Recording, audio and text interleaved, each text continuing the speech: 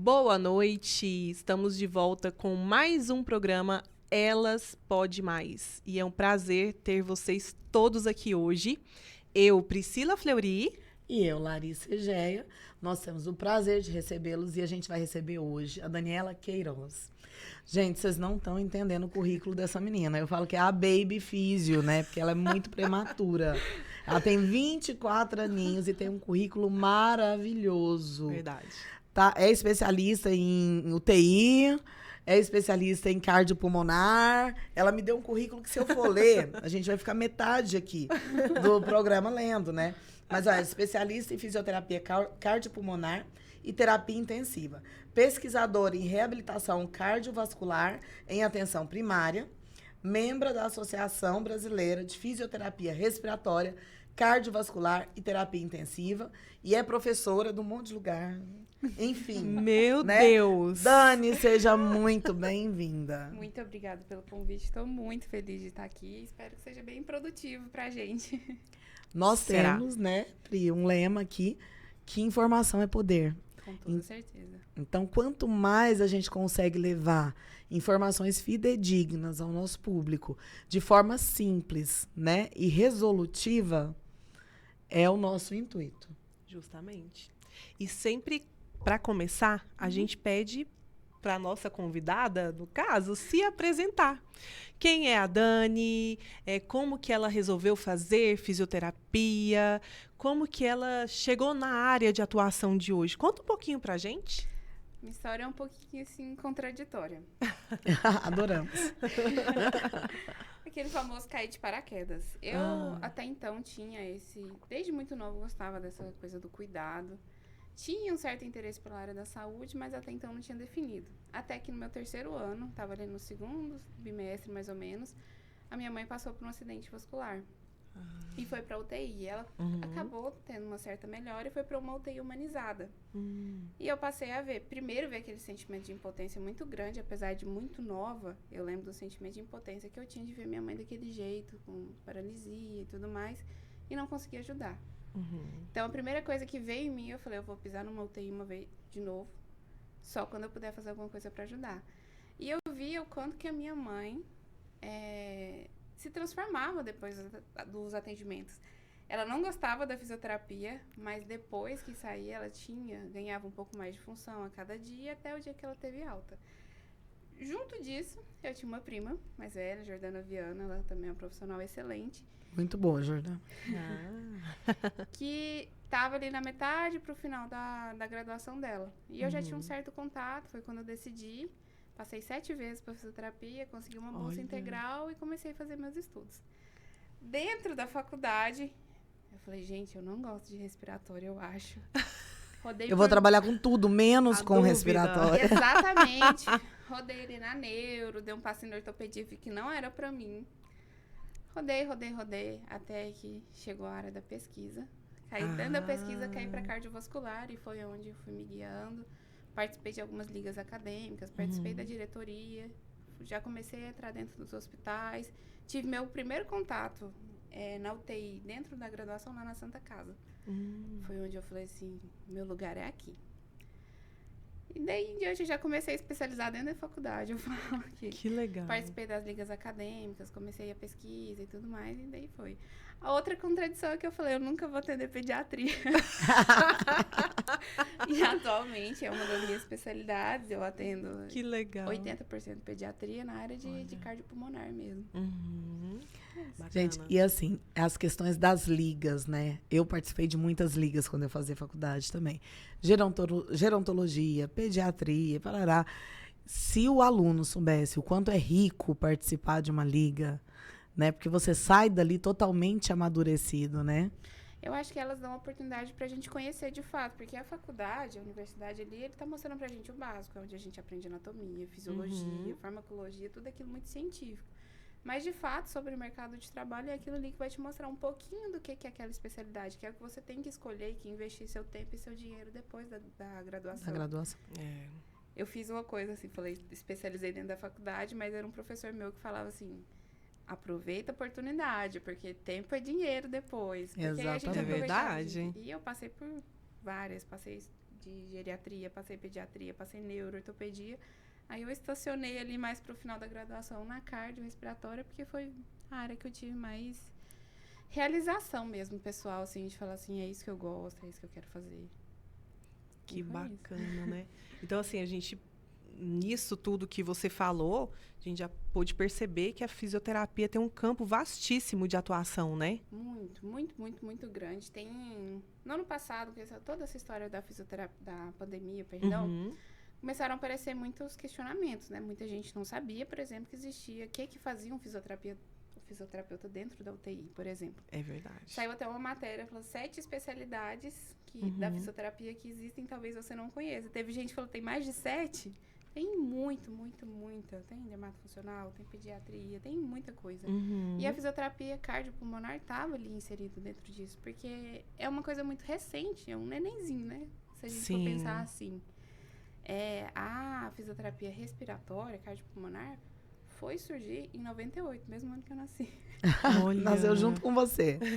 Antigamente chamavam de pneumofuncional. Aí só em 2006 que mudaram o nome para fisioterapia respiratória. E só em 2011 que se viu a necessidade de ter um atendimento assim para um paciente mais crítico e que diferenciava, por exemplo, de uma fisioterapia respiratória no ambulatório. Então, só em 2011 veio a especialidade de fisioterapia na UTI. Então, assim, às vezes eu entendo porque que tem muita gente que ainda não conhece. Sim. Que era uma coisa num nicho muito específico e eu confesso que não era muito valorizado. A gente ainda está lutando para isso, para as pessoas reconhecerem a importância. Mas por ser muito recente, eu ainda entendo um pouco. A gente perdoa. A vida de terapeuta é essa, né, gente? Luta por reconhecimento. E para não perder o campo de atuação, né? Exatamente. Com certeza. Né? Porque, assim, as pessoas... não que não tenha valor, não é isso que eu quero dizer. Mas as pessoas, às vezes, supervalorizam os médicos e acabam não dando determinado valor aos terapeutas, né? O médico... Eu vi um podcast esses dias onde o médico estava falando, né? Ele fala assim, cara, o médico, ele medica. Ele dá o remédio para a sua doença. Quem vai te reabilitar, quem vai cuidar de você, quem vai fazer todas as outras coisas, não é o médico. O médico vai te ver uma vez no mês, uma vez no ano, né? Quem realmente vai trabalhar para a reabilitação de um ser é o terapeuta. Ontem mesmo saiu uma decisão do STJ, porque estava nessa luta de tentarem tirar o direito da fisioterapia de fazer o diagnóstico de determinada situação e prescrever o tratamento. Porque queriam que a parte médica... Passasse pelo médico antes. Passasse para o médico falar isso e você vai tratar de tal forma. Mas isso já era um direito garantido nosso, que estava em questionamento e ele foi reafirmado. Então, acho que sempre que a gente puder, a gente tem que falar isso. Porque o fisioterapeuta é um profissional de primeiro contato. Então, a gente está apto a ter nosso consultório, tem um registro, a pessoa pode ir lá direto, sem ser encaminhado. A gente faz o diagnóstico e a gente prescreve o tratamento. Então, acho que isso que você está falando é muito importante nesse sentido, e a gente sempre reafirmar isso. Isso. Tem a parte clínica e tem a parte funcional. Um fisioterapeuta respiratório, ele não vai excluir, por exemplo, a necessidade de um pneumologista. A gente trabalha junto. Sim. Eu não posso prescrever medicação, ele não pode prescrever meu tratamento. E assim a gente vai trabalhando junto para chegar num bom resultado para o paciente. Pelo bem da pessoa, né? Do O paciente. fim é o paciente, né? Mas eu vou te falar, eu pego cada diagnóstico, meu Deus do céu, da área de linguagem, que você fala assim, gente... A coisa que mais me deixa triste atualmente é chegar lá, o paciente, o doutor fulano de tal te indicou e tal. Aí chega o papelzinho com o diagnóstico, fala, preciso de 10 sessões de fisioterapia, 10 sessões de não sei o quê, 10 sessões disso. Justamente. Aí você fica um pouco limitado, porque a gente já tem esse... Não falo nem preconceito, é esse conceito de que o médico talvez saiba um pouco mais, e já vem falando assim, mas o médico falou, a gente tem essa resistência. Por isso que tem que ser muito bem fundamentado tudo que a gente vai falar. Verdade. Tudo muito bem estruturado. E quando o médico te passa a lista de exercícios? Vocês já receberam? Não. Eu já recebi a lista de exercícios. Você vai na fono, pede pra ela fazer esses exercícios. Então não precisava ter vindo aqui. Meu Deus gente, do que céu. médico bonzinho, né? Né? Já mandou Gracinha. gente boa, Aí você né? vai olhar, a pessoa tá com a deficiência do zigomático, ele tá passando exercício de abaixador de lábio, né? Então, Meu assim, Deus. eu penso que cada um no seu quadrado. Eu não vou receitar remédio. E, assim, eu imagino, assim, você vê muito meme, a gente que é da área da saúde, gente, a gente ri de coisa que ninguém mais ri. É verdade. Entendam isso. Vocês Começa a verem... ficar limitado. Se vocês verem a sua esposa ou namorada da área da saúde olhar um negócio, assim, absurdo e rir, não julgue. Por tá? favor. Porque eu vejo que tem muito meme que o grande problema do fisioterapeuta, né, são os parâmetros do respirador. Conta pro pessoal de casa o que é um respirador, quando se usa esse respirador Então, e por que desse dilema. O que acontece? Atualmente, a gente tem regulamentado. Quem cuida da parte respiratória ali, a partir do momento que o paciente adquire uma via aérea artificial, que a gente fala, seja traqueostomia, seja um tubo orotraqueal, quem cuida daquela ventilação é o fisioterapeuta. Ele que está apto, a gente tem uma série de cálculos, de monitorização e tudo. Então, às vezes, ele está olhando do ponto de vista clínico, a gente está olhando do ponto de vista funcional, a gente está tentando avaliar de uma outra maneira e tem essa resistência. Mas, atualmente, uma das funções que são tão desconhecidas assim pela maioria é essa, que dentro da UTI, quem cuida da ventilação mecânica é a gente. Então, entubou, a gente vai lá, olha a gasometria, faz a avaliação. A gente tem os cálculos de volume ideal, tem baseado em peso, tem baseado em idade, tem uma série de cálculos que a gente faz. Não é só colocar lá no livro, fala que um paciente assim vai ventilar com tanto. A gente tem que considerar, acho que para tudo na vida, se a gente está na prevenção ou se tudo, a gente tem que considerar aquele paciente. Sim. Então, tem que ser tudo muito individualizado. Por exemplo, se eu pegar uma pessoinha, 1,70 m, que pesa 60 quilos, e uma que pesa 120, por exemplo, eu não vou calcular baseado no peso dela. Eu tenho que fazer o cálculo do peso predito, o que seria o esperado para ela, porque o pulmãozinho dela não vai engordar junto com o resto do corpo. Então, atualmente, a gente tem um cálculo a gente chama de ventilação protetora, para justamente aquela ventilação ajudar mais do que atrapalhar, né?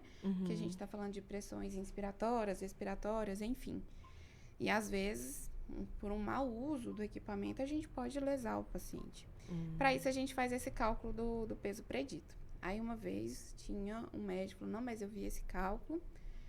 Tinha uma outra profissional também, fisioterapeuta, que estava acompanhando ele. E eles estavam fazendo a ventilação protetora, que a gente fala, ventila o paciente de 6 a 8, ou de 4 a 6 ml por quilo.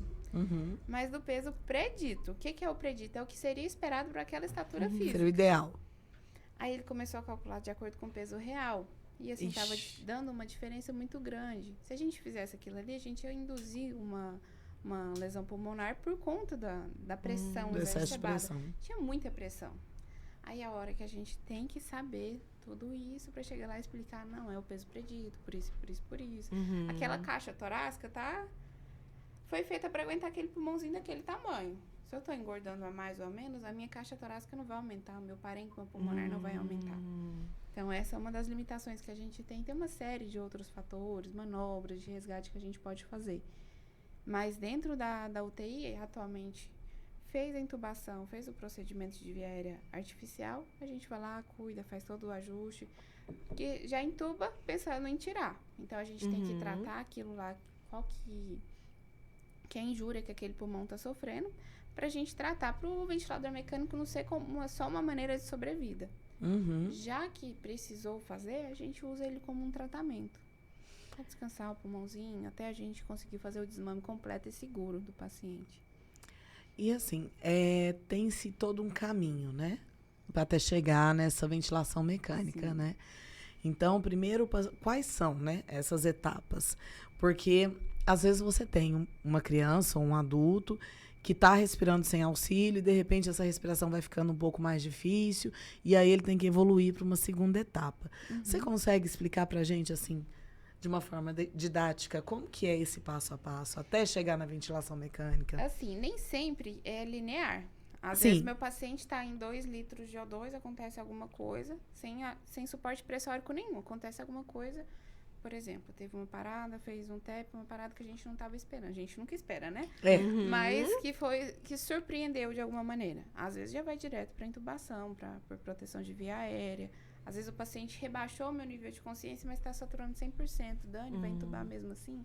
Sim, mas não por uma causa pulmonar, e sim de proteção de via aérea para garantir uma oxigenação adequada. Mas o que acontece? A gente tem vários caminhos possíveis. Atualmente a gente tem oxigenoterapia, que é o catéter nasal, as várias máscaras faciais que a gente tem. Essa oxigenoterapia tem a de baixo e de alto fluxo. Sim. Quando a gente fala disso, a gente está falando do suporte de O2. É o quanto aquele paciente vai precisar de oxigênio. Aí a gente tem os suportes expressóricos, que aí já entra o BiPAP, a VNI, que às vezes a gente ainda consegue garantir, segurar o paciente, entre aspas, antes de fazer a intubação. E de tudo, se a gente já identifica que é necessária a intubação, vamos supor, vou trazer um exemplo bem recente que eu acho que todo mundo vai entender. Às vezes chegou um pacientinho pra gente, Covid grave, naquela época que não tinha vacina ainda. 80%, 90% de comprometimento. A gente já sabe a matemática da coisa, já sabe que aquele pulmão já está bem injuriado. Então, a gente muitas vezes optou por não segurar, por não deixar isso progredir tanto, justamente por essa possibilidade da ventilação mecânica de não ser só sobrevida. Todo mundo pensa assim, nossa, foi pro tubo, não volta mais. Mas é porque o ventilador, ele dá pra gente essa oportunidade de tratar o pulmão. Então, nesses casos, por exemplo, a gente já, muitas vezes ia dar oxigenoterapia, ciente dos riscos que teria esperar mais tempo, a gente já ia para intubação. Então, por isso que eu falo que nem sempre é linear. É mais, assim, um leque de opções que a gente tem para ir fazendo um ajuste, garantindo uma boa ventilação para esse paciente, antes da gente pensar na intubação, na traqueostomia, enfim. Nossa, você citou, né, Covid. Como que foi trabalhar nessa época, gente? Porque, assim, ainda tá por aí, mas eu acho que o pior, se Deus quiser, já passou, né? E aí? Eu acho que, assim, tem muitos registros dessa época. Na pandemia, eu tava em UTI, tanto pediátrica quanto adulta. E eu acho que ali a gente tinha que saber muito mais do que os livros contaram pra gente, muito mais do que qualquer professor já contou. Porque foram dias, assim, que... Negros, né? Terríveis. Eu arrepio de lembrar, me voltou agora na mente. Uma vez a gente perdeu uma paciente, assim, fez de tudo. Ela já tinha 92 anos, mas era um desejo da família progredir. E quando a gente perdeu esse paciente, tinha um colega nosso, ele fazia sempre 24/24. E eu nem tinha tanta intimidade assim, mas eu era a pessoa que estava mais perto. Quando declarou e tudo mais, ele só me olhou, me abraçou e chorou. E pra mim, isso foi o reflexo que a gente passou na UTI, porque eu passei por falta de insumos, falta de sedativo, falta de ventilador mecânico, falta de oxigênio. Falta de gente pra entubar. Meu Deus. A gente que teve na UTI no primeiro ano, Senhor, assim, no mínimo você saiu de lá uma pessoa mais humana, porque... Imagina. Isso era uma coisa que eu ia falar. Eu acho que tudo que acontece na nossa vida, na nossa carreira, enfim, a gente tem que tirar alguma coisa boa. É verdade. E ali eu falo que eu aprendi a importância, eu aprendi a valorizar a pessoa, não que eu não valorizasse antes, pelo amor de Deus, mas a pessoa desde da faxineira até o dono do hospital. Porque que já me aconteceu? Eu cheguei num plantão, numa UTI de 20 leitos, então era pra estar eu e mais uma fisioterapeuta, 2 médicos, 2 enfermeiros, e eu não lembro a quantidade de técnicos que tem, porque atualmente o regimento é esse, a cada 10 leitos você precisa de um fisioterapeuta. Passou de... Se tiver 11 tem que ter 2. Então eu cheguei, tinha os 20 leitos preenchidos, obviamente. Tinha eu, um médico, uma enfermeira que estava dividindo em 2 UTIs, a que eu estava de baixo, e 2 técnicos de enfermagem. O restante? Tinha falecido um colega nosso um dia antes, tinha gente afastada, tinha gente que desistiu. Nesse dia foi quando eu aprendi, por exemplo, a dar banho no leito. Meu Deus. E eu nunca imaginei que fosse tão difícil. Nossa. Então, porque eu não ia atender os pacientes, sentar e ver todo mundo ali. Desesperado. Nesse dia, foi o único dia que eu vi um médico, por exemplo, ajudando a trocar lençol. Foi dali em diante eu aprendi muito mais, assim, porque a gente, às vezes, só olhando tem uma impressão. A gente passando ali, a gente não tem um limite, por exemplo, eu não ia diluir medicação, não ia aplicar. Então eu fiquei ali na parte. A gente de apoio, né? Operacional da coisa. Lençol. Meu Deus. E nesse dia, o médico também falou assim, Hoje eu vou sair desse plantão exausto, mas agradecido por tudo que a gente passou aqui. E a gente passou o plantão com uns 20 pacientinhos estáveis. Nossa. Então, assim, no meio da pandemia a gente teve muita dificuldade, mas também teve muita união. Teve. Não dá pra Meu romantizar, Deus. né? Não. Teve ansiedade, teve imagino. muita coisa tenebrosa, mas acho que assim, agora que passou, a gente pode pensar nessa parte, tipo, perdemos muito Sim. paciente, foi muito triste. Era uma coisa assim que eu tava acabando de formar, começou a pandemia. Era uma coisa Meu que eu nunca Deus. imaginava Imaginou. na minha vida. Me veio um Nossa. sentimento de frustração muito grande, que depois eu tive que levar pra terapia. Façam terapia, tá? Profissionais de Por saúde. favor. Precisa, né? Que eu tinha a sensação que se eu estudasse muito, se eu fosse o melhor que eu podia, eu não ia perder paciente. Ah, meu Deus. E, né, pandemia, não tinha vacina, não tinha remédio, não tinha tratamento, ninguém sabia pra que eu tava indo. Não sabia como funcionava a doença. Eu em vários hospitais, perdendo muitos pacientes. Foi quando a minha terapeuta falou assim, a gente não tem como evitar a morte. A gente não tem controle sobre tudo. A gente mais engana. verdade. A gente maneja, a gente passa daqui pra lá, mas não tem como. Pode ser o melhor médico do mundo, melhor fisioterapeuta, melhor fono, melhor tudo, que pacientes ainda vão falecer. Então, a gente tem que dar o melhor que a gente puder para aquele paciente. Disso tudo da pandemia, eu acho que eu agarrei só nisso, porque se a gente for pegar tudo de ruim que aconteceu, foi muito pesado. Ah, não. A gente que tá Imagino. dentro do negócio foi um The Walking Dead, né? Foi, nossa, muito pesado. Gente, eu lembro assim, o fator emocional é absurdo, né? Era. O dia que eu saí na rua, eu lembro direitinho, era o 5º dia depois do lockdown, que foi decretado o lockdown. E a gente não teve lockdown. A gente continuou trabalhando. A área da saúde continuou trabalhando. Ninguém foi em isso. casa. E com medo de levar Só tudo aquilo pra consultório que casa. teve que Gente, fechar, né? meu marido ficou psicado. Eu chegava em casa, ele tava com um saco preto pra pôr minha roupa. Vocês não estão entendendo. Eu tinha que passar direto, sem ver os meninos, direto pro banheiro, tomar banho, me lavar do pé à cabeça pra depois eu falar com os meninos. Mas ele tava certo. Sabe? E assim, eu lembro direitinho. Eu saí de casa, eu peguei a T10 ali, passei na frente do shopping, não tinha uma alma viva. Me deu um desespero. Meu Deus. Me deu um desespero. Eu falei, gente, e agora? Cadê Estranho. o povo? O que aconteceu? Muito estranho. Nunca na vida a gente estava preparado para isso. A gente Nunca. esperava uma coisa Sabe que semelhante. dia que me deu esse baque? É até engraçado falar. Aquela correria, estudando, trabalhando.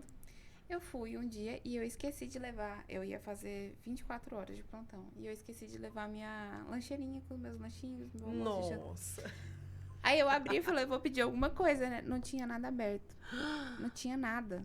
Aí eu falei, gente, não tem E ninguém. agora? Também já precisei pedir a Meu comida do Deus. hospital para comer, dos pacientes. Já É até precisei. como falar no caso de comida, eu Mas eu é. disse, mas eu falei assim, gente, não tem ninguém na rua. Foi onde veio esse primeiro baque. O meu desespero foi quando o entregador chegou e buzinou pipi na porta. Eu falei, pelo amor de Deus, ninguém Manda vai ele deixar receber lá essa e ir embora. compra. Gente, mas era... Porque assim, gente, é um... Sei lá, é surreal você pensar assim, meu Deus, minha família toda tá em risco. E enquanto eu tô aqui em casa, a gente tá se protegendo. Mas do portão pra fora, acabou.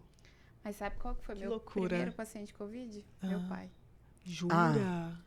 Eu tinha Meu acabado de Deus. formar meu primeiro paciente como profissional, meu primeiro paciente na pandemia, no primeiro mês, segundo mês de pandemia. E aí, como gente, é eu que foi a tenho emocional evolução pra isso, não. dele? Eu não sei como, éramos 5 em casa, Aham. meu pai e minha mãe testaram positivo juntos, minha mãe 3 Meu dias Deus. depois, cada um ficou num quarto, e ainda assim, eu e minhas irmãs não testamos positivo. Mas Uau. foi bem difícil pra mim, porque eu tinha aquele medo.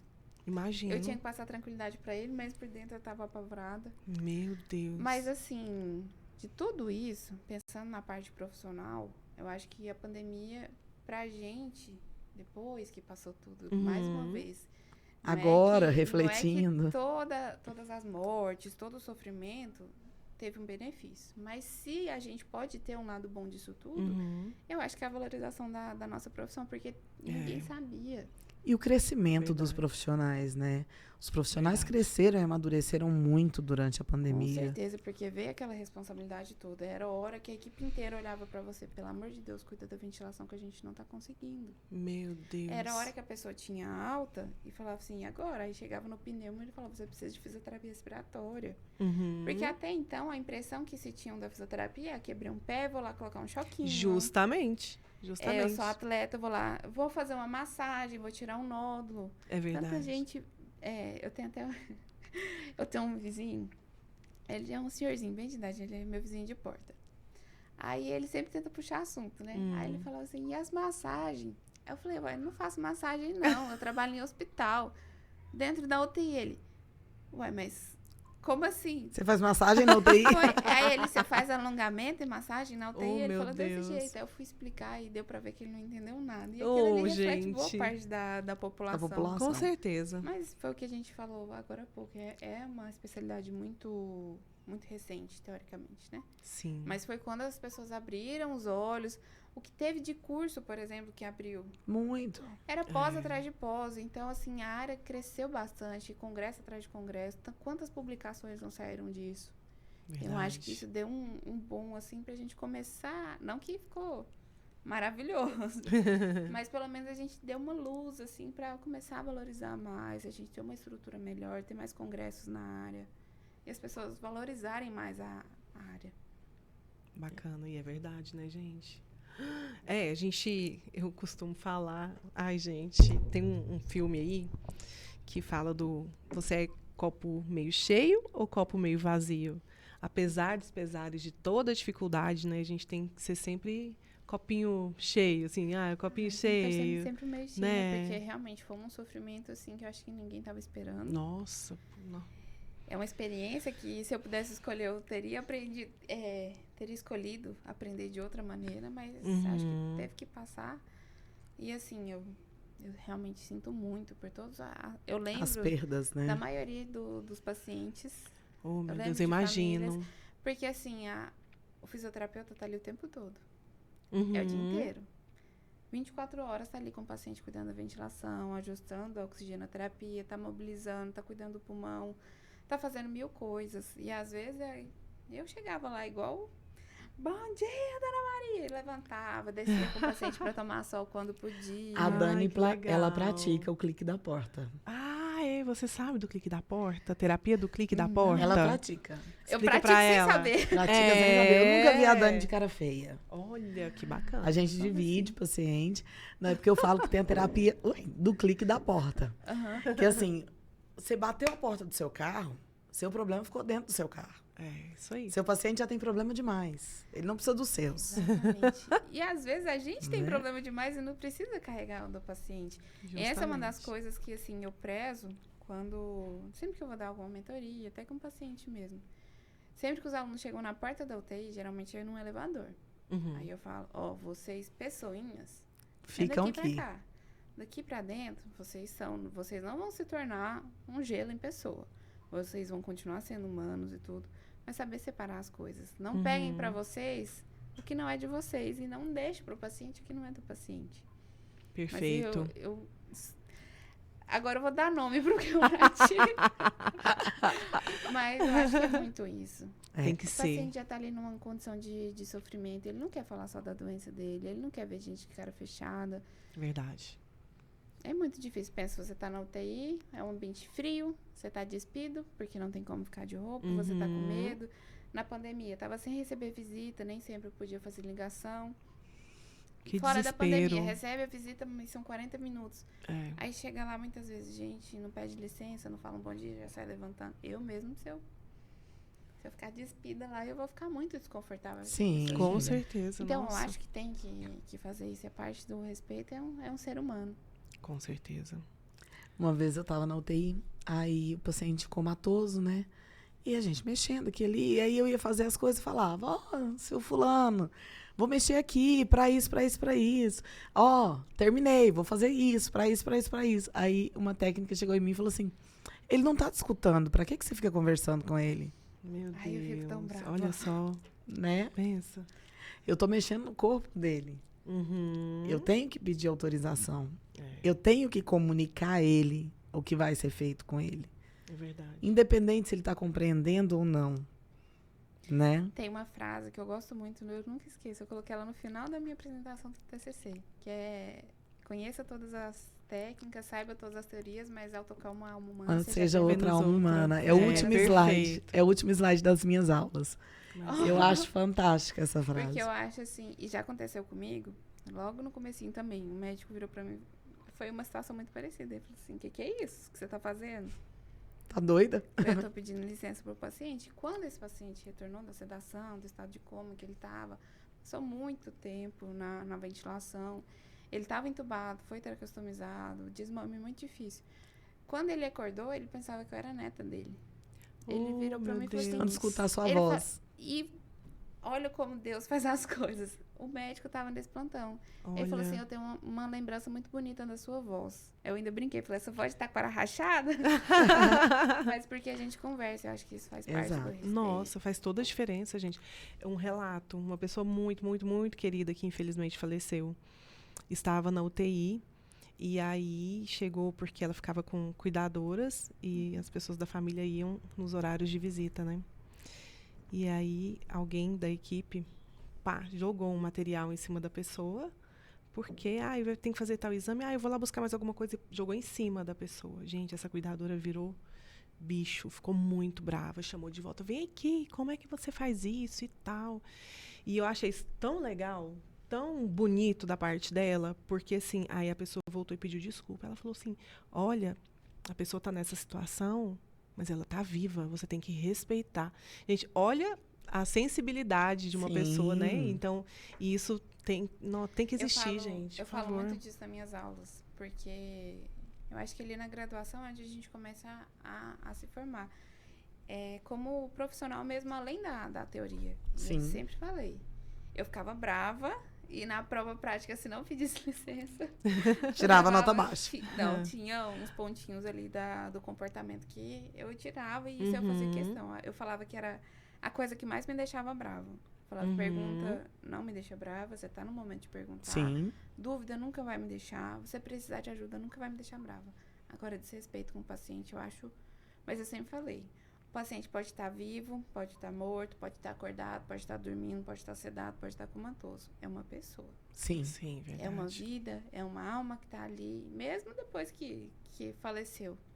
É verdade. As pessoas vão, Tem que ter respeito preparar ali para depois descer o corpo. Tem que ter todo um respeito, tem que pedir licença. E eu acho que isso faz toda a diferença na nossa vida e na do paciente também. Sim, e para todas as profissões, né? Por exemplo, eu trabalho na área de linguagem.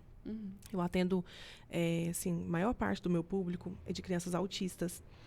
E aí eu fico conversando, mesmo com necessidades complexas de comunicação, que nós chamamos as crianças não verbais, eu fico conversando. Eu pego o livrinho de comunicação alternativa e fico ali. Olha, vamos conversar. Estou de olho em você. Eu estou entendendo que você não quer fazer. Mas lembra do nosso combinado? Agora nós vamos fazer? Combinado? Aí eu já aproveito e já faço a terapia. Faz igual. E aí, combinado. Então tá. Aí eu saio, às vezes o familiar fica esperando a recepção, fala assim, nossa, engraçado, né? Você conversa com ele o tempo todo, falando, mas eu preciso conversar porque eu tô modelando ali, porque eu tenho a obrigação de acreditar que essa fala virá, e eu tenho que trabalhar para que ela venha. E como que ele não vai entender como que ele se comunica? Ali, nossa, mas interessante, porque, mas fulano não faz. Não, mas deveria, né? Então, assim, gente, tem que conversar.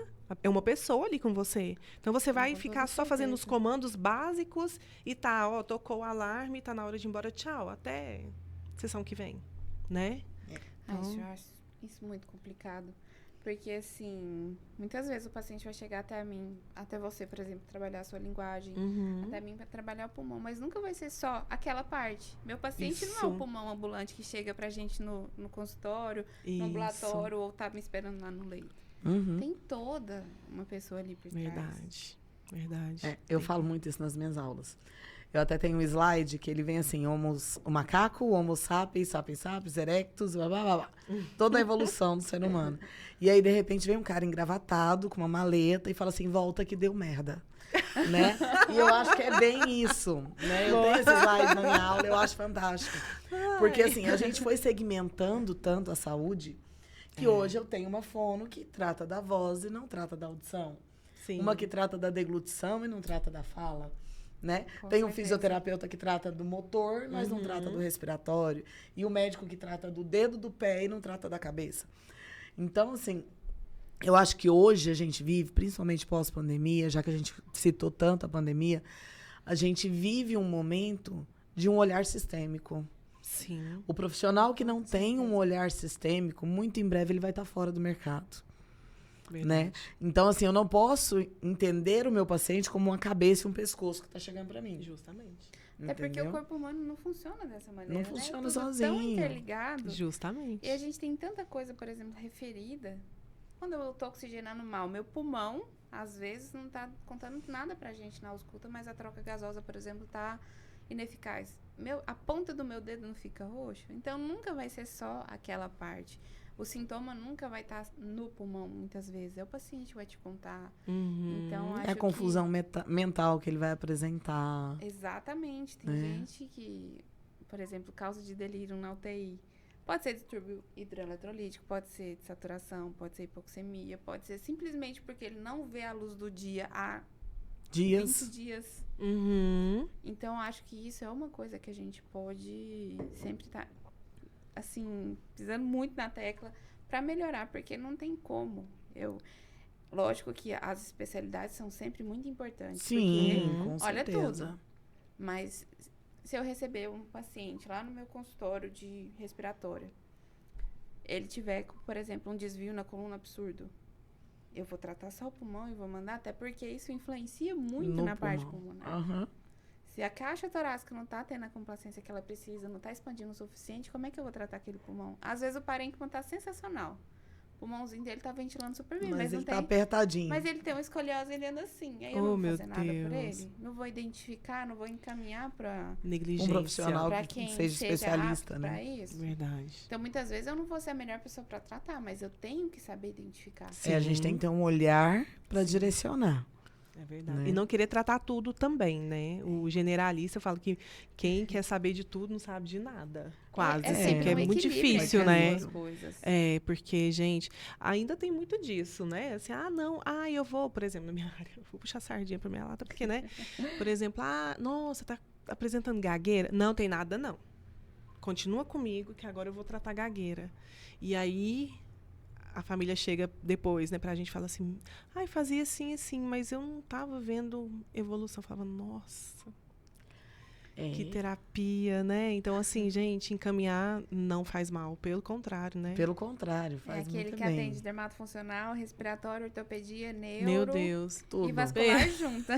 No mesmo paciente, né? Não, fala, alô, oi, você quer o quê? Limpeza de pele, reabilitação? Faço tudo. São os Labiríntica. pulmões, me fala. Não, né? eu sou um profissional que eu não sei nem mentir, né? Mas graças a Deus. Não, o dia que eu fui inventar de tratar uma gagueira, eu saí mais gaga que o paciente. Gente, e eu amo, eu sou apaixonada, quero fazer um de gagueira. Eu quero ver, trazer alguém bem corajoso aqui pra gente fazer um pod bem legal.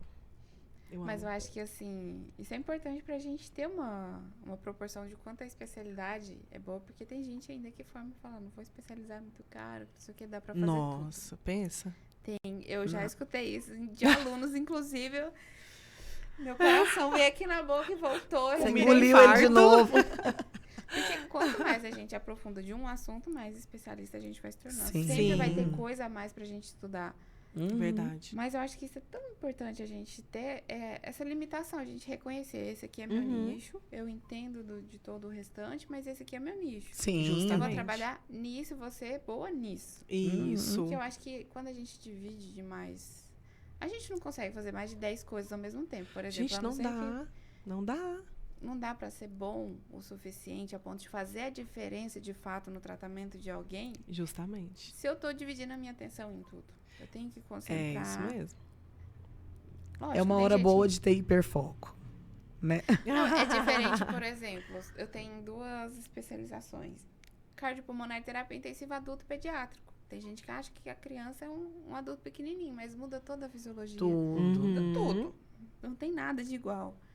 Então, eu acho que a gente tem essas variações, mas a especialidade é uma coisa, assim, crucial para todo mundo e é o que mais faz diferença na vida do paciente. Justamente. E assim, pro pessoal que tá em casa, que tem um paciente lá, que tem alguma necessidade, quais são os principais sintomas que são observados naquele paciente que me dizem assim, opa, acho que eu preciso procurar um fisioterapeuta respiratório? Assim, isso é muito amplo, né? Sim. Tem muitas doenças diferentes. Por exemplo, tô com uma pacientinha que tá com câncer de pulmão. Até então, ela não sabia nem que existia a especialidade. Mas foi encaminhada pra gente porque ela tava tendo uma queixa de dispneia. Ela tava com um distúrbio que a gente fala de ventilação. Uhum. Tem outros pacientes que não tem sintoma nenhum, mas a saturação tá sempre baixa, porque já tem um distúrbio na troca gasosa, então sente formigamento nas mãos, então tudo isso é muito amplo. Mas, por exemplo, o pulmão não tá expandindo tão bem. É um bom motivo pra gente ir pra fisioterapia respiratória. Uhum. Tô ficando cansado naquelas atividades de vida diária minha, por exemplo. Tô aqui sentado, levantei, fui no banheiro, voltei, tô ofegante. Opa, eu posso começar a prestar atenção nisso. E não necessariamente. Às vezes, se você for direto no fisioterapeuta, ele avaliar, um especialista, né? Pelo amor de Deus. Isso. Não dá pra ir na clínica de ortopedia pra avaliar o pulmão, gente. Por favor. Aí o especialista vai estar apto a te falar assim, olha, a gente vai tratar isso, mas tem algumas limitações, talvez eu precise de um exame complementar, e vai te encaminha pro pneumo. Mas, sobretudo, falta de ar. Tá percebendo formigamento nas mãos, pontinha dos dedos azulados, que a gente chama de cianose, ou roxas. Tem a cianose central, que a gente fala que é quando a boca começa a ficar roxa. Percebeu esses cansaços? Às vezes, igual já chegou pra mim, uma paciente fez um pneumotórax espontâneo, não sei nem como. Conta O que é o significa pneumotórax. isso, gente? Tecla Ficou só SAP da interrogação Dani. aqui na minha O cabeça. que acontece? A gente tem a cavidade torácica, tem as pleuras, que é uma camada ali que recobre o pulmão. O pneumotórax é como se tivesse ar fora de onde devia ter. Entre o pulmão e a pleura, seria isso? Exatamente. Entre o pulmão e a pleura. Meu Deus. Que isso acontece, por exemplo, quando tem algum tipo de perfuração. Alguns acidentes, alguns tipos. Tem muito lutador que tem. Ai. Uma queda muito brusca pode fazer. E quando esse ar tá ali entre a pleura e o pulmão, que era para ter líquido só, um líquido viscoso que vai lubrificar e permitir a movimentação das pleuras. Quando isso acontece, aquela pressão exercida por aquele ar que está ali onde não devia estar, ela empurra todo o meu pulmão para o outro lado. Então, eu passo a ventilar só com esse. E isso é uma emergência. A gente tem que colocar um dreno de tórax para tirar. E ela foi para acompanhar a mãe no atendimento. E ela chegou a mim muito humildezinha e falou assim, doutora, você pode auscultar para mim? Meu Deus. A ausculta estava abolida, não tinha ventilação. Aí que entra o que a gente falou sobre ver o paciente de uma maneira integral. A expansão dela estava totalmente assimétrica. Ela respirava fundo, o lado esquerdo subia e o direito ficava. Nossa. Aí eu fui pedir licença para tirar a blusa para fazer a ausculta. Quando eu fui fazer a ausculta, eu já percebi o enfisema subcutâneo, que já é um outro sintoma do pneumotórax. Eu falei assim, olha, eu não posso fazer nada por você agora, você vai ter que ir para emergência e provavelmente você vai passar por um procedimento cirúrgico. Foi o que aconteceu. Meu Depois, Deus. ela retornou para mim, pra gente fazer o tratamento já em casa, atendi ela a domicílio junto com a mãe, que estava tratando também. Mas por conta disso, e daí a importância de você chegar, muitas vezes, às vezes não é quem vai resolver o problema, mas é quem sabe te indicar. Mas ela poderia morrer, resumindo. Em questão de horas. De horas? Porque aquela ali E o que aconteceu com ela pra chegar nesse pneumotórax? Ela caiu da cama, da própria altura assim da cama. Meu Deus. Não é uma coisa comum de acontecer assim, mas o que acontece? Ela ia ficar cada vez mais sem ar, sem ventilar. A saturação dela ia caindo, ela poderia ter uma parada por hipoxemia, que é quando falta o O2 no sangue. E se a gente não faz aquilo, é uma dor absurda também. Ela estava queixando de dor. Depois a gente acompanhou, viu que ela tinha uma questão ali da percepção de dor diminuída, o que explica muita coisa. Então, ou seja, era pra estar uma dor absurda. E ela tava sentindo uma dorzinha. A dor pleurítica que a gente fala quando tem derrame pleural, Nossa, dói demais, gente. Parece uma facada. Meu Deus. Eu senti essa dor quando eu fui fazer a biópsia do meu pulmão. Foi e aí isso? perfurou o pulmão. Eu lembro. E eu tossia e vinha aquele tanto de sangue. A Jo tava comigo. Meu Deus. E eu tossia e vinha aquele tanto de sangue pela boca. Gente, a dor é insuportável. Nossa. Assim, eu falei pra ele, conseguiu tirar a biópsia? Não, se não conseguiu, a gente marca de novo. Eu falei, não, a gente não marca. A gente não marca. Você vai ficar sem a biópsia ou você vai me abrir numa cirurgia. Mas eu não passo por esse procedimento de novo. É uma dor que eu nunca senti na vida. Ai, gente. Assim, eu nunca senti, mas tem gente que relata para ser uma facada. Aham. Meu Deus do Queima. céu. Eu nunca tomei uma facada, mas eu imagino. Você acredita nisso, né? Não é possível que é Meu pior, Deus entendeu? do céu, eu tô chocada. Dói muito. Mas, sobretudo, é isso. São todos os sintomas. Assim, geralmente tá muito relacionado à falta de ar, cansaço, mas tem uma série de outras coisas. Às vezes não tá sentindo nada, mas um raio-x deu alguma alteraçãozinha. Tem os quadros, assim, esses são os quadros absurdos, né? Mas, por exemplo, pneumonia. Uhum. Fisioterapia respiratória tem muito o que fazer para esse paciente, pra gente prevenir que ela retorne. Tem a sensibilidade capilar, né? Que ali por meses o pulmão vai estar tentando recuperar. Nas crianças, bronquite, bronquiolite, é obrigatório praticamente ter a fisioterapia respiratória pra gente prevenir que isso tudo piore. Tem vários quadros. Até na sinusite, por exemplo, a gente pode fazer muito pelo paciente. Olha que bacana. Então tem muita coisa assim que ainda não se sabe. A gente pode atuar com laser. Às vezes uma simples. Tá falando com a pessoa certa. Não, a gente divide os lasers lá Olha nos que pacientes. bacana. Tem toda a organização. Então tem muita coisa para ser feita, assim. Por isso que eu falo que a fisioterapia, já falei, é um profissional de primeiro contato. Então tá sentindo alguma coisa, alguma falta de ar, você pode ir lá. Às vezes uma consulta resolve, às vezes é uma orientação, às vezes é um encaminhamento. Então sempre dá para ir para fazer alguma coisa. Muito difícil você chegar no consultório e falar assim, Tem uma queixa. não é nada que eu posso fazer por você. Uhum. Gente, eu tô chocada até agora que ela salvou a vida da mulher. Literalmente. É assim, se ela não tivesse me falado, talvez eu não prestasse atenção na assimetria. Mas ela falou assim, tô com uma dorzinha, uma falta de ar, e ela achava que era pneumonia, porque ela já teve pneumonia e sentiu uma dor na costela. Mas foi loucura. Gente, imagina se com esse limiar de dor aqui, imagina ele ia aguentar até muito tempo. Ele ia morrer, Ia sem morrer. saber. Justamente. Na UTI Nossa. mesmo, quando a gente identifica um pneumotórax, sai todo mundo correndo, puxando o carrinho, fazendo aquela coisa Sério? toda, porque tem que drenar.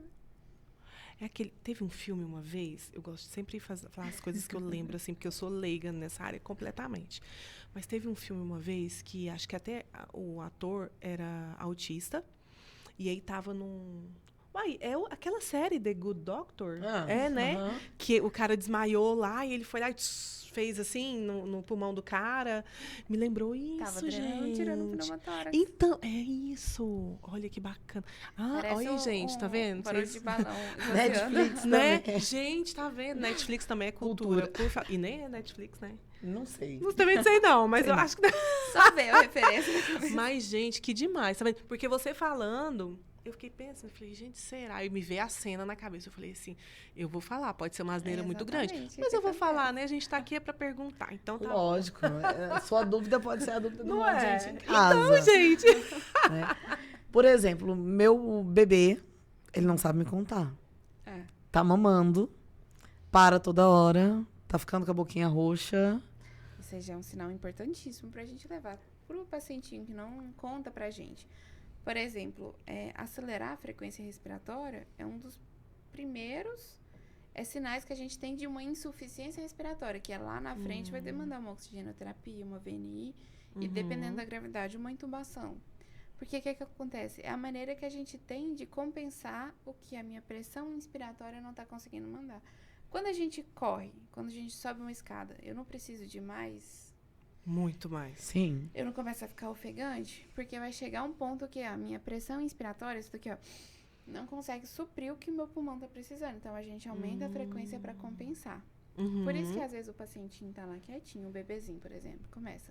Naturalmente, nas crianças já é um pouquinho aumentado, porque o pulmãozinho é pequenininho. Mas vamos supor, tô com uma pneumonia, sou adulto. Eu volto no exemplo do bebê. Aí eu tô lá, eu tô percebendo que hoje eu tava... Não é que eu tô ofegante, mas eu comecei. Mais cansada, respiração mais curta. Aí você começa a prestar mais atenção. No outro dia eu tô mais. No outro dia eu cansei só de levantar pra beber uma água. Isso já é um indício, já pode procurar. No caso do bebê, pode ser desde uma obstrução nasal que a gente resolve. Porque pensa, o bebê tá ali mamando, ele precisa respirar pelo narizinho dele. Então, isso é preditor até de baixo peso.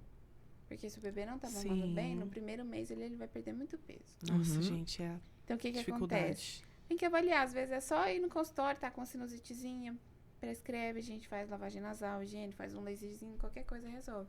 Mas pode ser, por exemplo, uma bronquiolite, que é um quadro viral muito, muito, muito grave, que tem que ser tratado, que tem uma consequência muito grave.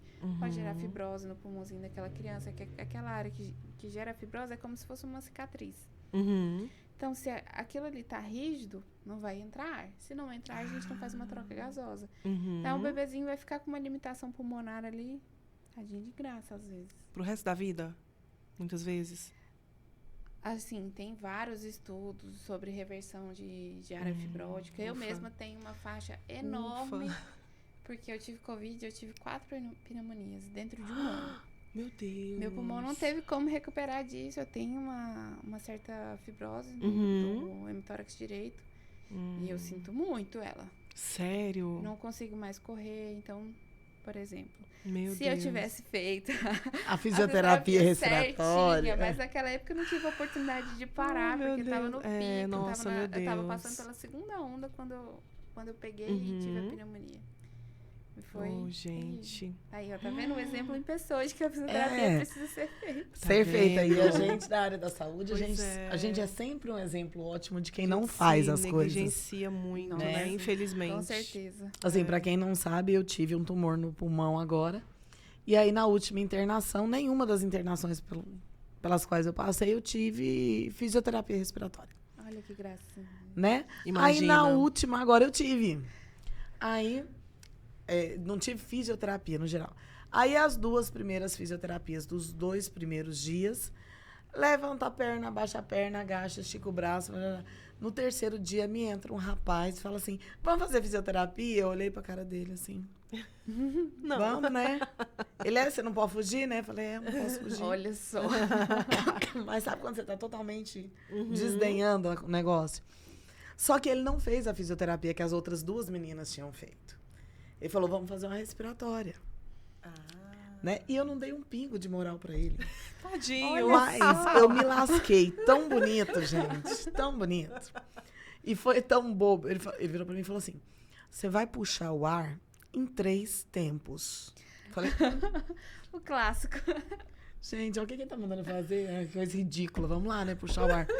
1, 2, 3. Veio aquela tosse que eu ficava... Gente, o que é Tá aquilo? arrependida até hoje. Tô até hoje. Você percebeu também, Tô né? até hoje arrependida. Gente, olha Gente, só. foi meia hora de sessão, porque pra parar de tossir e voltar a respirar, eu levei 10 minutos. Meu Deus do céu. Então eu descobri que meu pulmão não tá bom. Depois a gente vai conversar, Dani. Vamos Isso resolver. aí. Eu conheço o fisioterapeuta, é excelente. A especialidade dela é essa. Que ótimo, depois nós vamos conversar. Oh, mas laça, porque senão ela foge. Porque ela tem 1000 coisas pra fazer. Quando eu pude parar pra fazer assim, já tava um pouquinho tarde demais. Não dá pra reverter tanto, assim. Aham. Mas melhorou um pouquinho. Chamei um colega aqui, o outro ali. Fazia exercício em Ai, casa. gente, meu Deus do céu. Não, isso é um exercício que você fala assim, não vai dar certo, não. Você está falando com a fonte. Você sabe o que você está falando, Né? menino?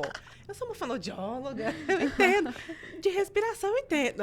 Entende nada, entende nada, sabe de nada, inocente você, Ai, gente. né? Então, assim, é extremamente importante. Muito. Realmente a Covid veio para esfregar na cara da sociedade a fisioterapia respiratória, Verdade. né? Então, assim, eu brinco muito, veio para sapatear na cara da sociedade. Aprenderam pela dor, infelizmente. Infelizmente, não foi no Infelizmente. amor, foi pela dor. E eu acho que ainda vai ganhar muito espaço, porque as Com sequelas certeza. ainda estão aí, né? A gente está com essa nova cepa que a gente não sabe como é que é ainda, Pois é, né? Se gente. Deus quiser, vai passar. Amém. Mas eu acredito que igual a primeira não vai ter. A gente não tava preparado. É Pois porque é. era pela falta do preparo mesmo, pela falta do Justamente. entendimento, pela ignorância da falta do saber mesmo, que a gente não soube lidar. Muitas vidas foram perdidas porque a gente não sabia lidar, né? Com A certeza. área da saúde não estava preparada para a pandemia. Não mesmo. E isso é no mundo inteiro, não é só no Sim. Brasil, né? Nós temos aí... Nós somos um dos países do mundo que construiu o hospital mais rápido. A gente levantou um hospital com não sei quantos 1000 leitos em 7 dias, né? E mesmo assim, a gente não tinha profissional preparado. Eu não estava preparada. Possivelmente você também não Também estava, né? E os médicos que estiveram conosco também não estavam. Infelizmente, eu acho que uma das maiores questões que a gente teve que lidar, além do vírus, foi essa falta de preparo. Sim. Tem muitas pessoas que não morreram de Covid de fato, morreram da falta de preparo dos Sim. profissionais. E eu acho que isso aí é uma lição que a gente tem que pegar e nunca mais deixar acontecer, porque não tem Verdade. frustração maior, pelo menos pra mim, como profissional, é receber um paciente e não saber o que Não saber o que fazer. Meu Deus. É desesperador. É desesperador, não tem outra palavra. Verdade. É você olhar e falar, que é isso? Senhor. Você não sabe nem de onde vem. Quando você tá melhorando de uma rasteira, vem outra. Meu Deus. E não dá nem tempo de respirar, né? Nossa, é muito difícil mesmo. Eu nem imagino, porque como é totalmente fora da minha realidade, eu falo, gente, eu nem ouso imaginar, porque eu acho que o pior que eu imagino ainda não é nada perto do que foi a realidade, assim. O pior que eu tento difícil. imaginar, né, na verdade, porque... É difícil explicar pra quem não tava Eu perto. já recebi famílias inteiras, tipo, pai, mãe e os 2 filhos. Teve um casal, Nossa. senhorzinhos, eles nunca tinham dormido separados desde que eles casaram. Ô, Ah, gente. não, Ai. gente. Meus xodózinhos, a gente tem contato até hoje, tem muitos pacientes, Gracinha. assim, eu ainda recebo presente. Às vezes chega Ah, no hospital que eu nem tô não. mais, o pessoal liga e fala, Dani, de novo, tem coisa aqui, vem Ai, buscar, e eu vou lá. gente, que gracinha. Aí, por ser uma situação assim, eram 2 pacientes muito graves, a esposa ficou um pouquinho pior, evoluiu para intubação e ele não. Por serem muito graves, a gente optou por separar porque pensou assim, no pior, a pessoa não ia querer observar, né? Aí a fisioterapia do esposo era todos os dias, a gente tirava ele do leito, preparava, fazia respiratório antes para ele ter uma condição. De A gente caminhar levava ele andando até o leito dela. Ai, que Ô, gracinha! gente. E no meio disso, a esposa foi evoluindo muito bem, graças a Deus. Assim, o desmame dela variou bastante, mas a gente conseguiu. E no meio disso tudo, a gente não contou pra ele, pra não criar aquela expectativa. Aí teve um dia que ele, toda hora, que horas que eu vou lá ver meu amor? Só falava assim. Oh, meu Deus do céu. Era meu amor e meu xodó. E eu, peraí, tô fazendo um negócio aqui. E nisso, a gente já tinha entubado ela um dia antes. E ela já tava bem, porque ainda entubada a gente pode fazer fisioterapia motora, desde que tenha os critérios, tenha Sim. estabilidade. E nesse dia a gente levou. Eu levei ela de cadeira até a porta e ela foi caminhando até o leito. Então, Meu assim, por mais que Deus. tenham sido momentos muito macabros, assim, permitiu essas coisas pra gente. Isso é uma Teve coisa que a muita gente- coisa gente, é bonita. Teve lindo. muita coisa Eu bonita. já joguei futebol com o paciente dentro da UTI, juntei um pra jogar vôlei com o outro com balão. Então acontecia muita Olha. coisa. A gente viveu, né, lá. Eu vi por muito tempo muito mais os pacientes e a equipe do que minha própria família. Nossa. Muitas vezes, assim, a gente não façam isso em casa, crianças, mas eu entrava no hospital sexta-feira e saía domingo. Olha. Porque às vezes não era nem por opção. Tava ali sonhando com a hora de passar o plantão, eu falava assim, ó, fulano atestou positivo, fulano internou. Meu não, tem Deus gente do pra assumir o céu. plantão. Eu falava, vou fazer o quê? Dá Como pelo menos que pra deixa? dormir 2 horas? Depende. Às vezes nem sempre. Gente, que loucura, hein? Mas, Ó, Passou. parabéns, viu? Pra muito vocês. obrigada. Estavam lá, né? Como é que a gente fala? Na linha, Na de, linha de frente, né? frente. Demais. Dani, Diga. chegamos ao nosso Ah. final. Teria assunto para falar muitas e muitas horas. De verdade. Né? Terão outras oportunidades. Espero que você Isso aceite mesmo. os próximos Com convites. certeza. Meu nossa. nome é pronto. Isso, gente, é porque ela tava nervosa. Se ela não tivesse nervosa, eu vou contar. Nem parece, Né? gente. Então a gente dá sempre uma lembrancinha. Que linda, Né? obrigada. Essa lembrancinha é feita por uma pessoa muito querida, que é a Val, mãe do João Vitor. E tem um Instagram, @ajudejoãovitor. É bacana de vocês irem conhecer a história do João Vitor. João Vitor sofreu um acidente muito pequenininho, ele tinha 11 anos, que levou ele pra cama, ele ficou tetraplégico e ele pôs traqueostomia, precisou da físio respiratória, Meu Deus. né? E agora ele está se reabilitando. E a mãe, para pagar a reabilitação, faz os personalizados. Então, para você que vai fazer personalizado para sua clínica, para os doutores com quem você trata, né, para os amigos, para a festa de fim de ano, dá uma passadinha lá, conhece o material deles, conhece a história do João Vitor, tá? dá um like, segue eles. Vamos ajudar, e gente. tentem ajudar, É que uma vai causa ser muito muito nossa. bom. Personalizados em geral, né? Em geral, Ela tem- tudo de personalizado. Isso. Planner, agenda, caneta. Então, olhem com carinho, né? Que além de vocês estarem comprando um produto de qualidade, vocês vão estar ajudando quem precisa. E é tão bom, né? Ter uma coisinha com a nossa cara diferente dos outros. Assim. Não é? Então, Eu adoro. Pois Eu é, adoro. nossa. Nossa, é lindo. Muito eu amei. legal. Dani, muito obrigada. Ao final do nosso agradeço. programa, a gente sempre pede para você deixar uma mensagem. Seja para os outros profissionais, seja para o pessoal de casa, para os pacientes. Né? Então, a gente pede que você olhe para a sua câmera e conte pra gente. É Conta uma agora. mensagem aí que você acha que é importante, que vai agregar na vida dessas pessoas. Bom, primeiro, para os meus colegas, eu pedi assim para eles se especializarem, mas assim, pensando em tudo que a gente já falou agora. Vai especializar, mas pensa no seu paciente como um todo. Olha para ele com um olhar humano, se colocando no lugar dele. Eu sei que a gente não pode pegar pra gente o que é do paciente, mas a gente sempre pode escolher uma maneira mais gentil de falar alguma coisa, de fazer alguma coisa por ele. E para os nossos queridinhos pacientes, se observem bastante a respeito dos sintomas, se orientem bastante. Quando for procurar um profissional, procure alguém da especialidade, observa seus sintomas e assim, eu peço que confie no que aquele profissional está falando. Confia no seu médico, dê consideração para o que a sua fisioterapeuta está falando. E é isso, busquem sempre saúde. Perfeito. Ai, obrigada, Dani. Ai, tô muito feliz. Nossa, eu acho que esclarecemos muitas dúvidas a respeito da fisioterapia em geral, principalmente, né, da sua área, que é tão importante, né? E que ajuda... Gente, eu tô emocionada até agora com o relato da mulher que você ajudou. Nossa, assim, porque é uma importância que Com certeza. quem tá de fora não entende. Fala, fisioterapeuta é igual o senhor, né? O senhorzinho lá, o vizinho. E as massagens? E não, gente, olha a riqueza dessa profissão, né? Muita coisa. Muito obrigada, viu? que Foi agradeço, um momento muito bom. rico, de muito Tô muito feliz de aprendizado. estar aqui e poder abrir um pouquinho da minha profissão para vocês e para o pessoal de casa. Muito bom. obrigada, Dani. Para vocês de casa, gente, curte, compartilha, passa para frente. Da mesma forma que foi importante para você, vai ser importante para outras pessoas. Clica, tá? Inscreve no canal, curte, que vocês vão estar ajudando a gente a alcançar o máximo de gente possível, tá? A gente vai conseguir alcançar mais pessoas e levar mais informação de qualidade, né, Pri? Isso mesmo. E esperamos todos vocês na próxima semana. Não percam próximo Elas Pode Mais. Muito obrigada e E um fiquem beijinho com pra Deus. vocês. Tchau, Tchau, tchau.